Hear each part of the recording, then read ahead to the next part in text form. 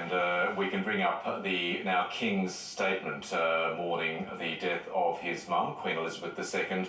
King Charles says, "The death of my beloved mother, Her Majesty the Queen, is a moment of the greatest sadness for me and all members of my family.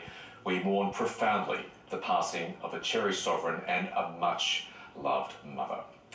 And Justin Welby, the Archbishop of Canterbury, this is part of his statement, "With profound sadness, I join the nation, the Commonwealth and the world in mourning the death of Her late Majesty, the Queen." So many statements from around the world, including in Australia, where there'll be occasions for people to share their grief. We appreciate you joining us this morning and sharing your stories. There have been some delightful ones. We've had some beautiful stories. Thank you, thank you, thank you. And you can keep sending them into various ABC News channels as we finish our show this morning with those live pictures of what is a pretty dreary night in every sense of the word in London outside Buckingham Palace.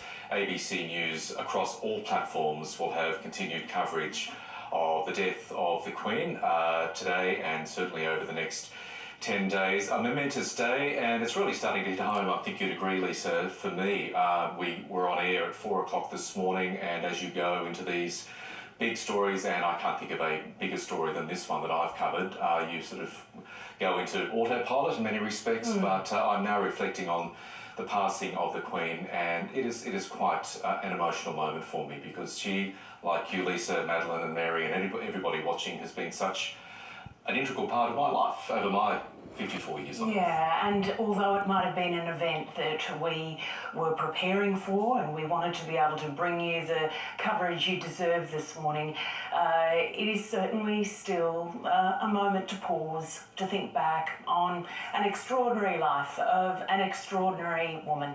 Do stay with the ABC. We will continue to bring you all the coverage from not just the UK, but around the world. Queen Elizabeth II.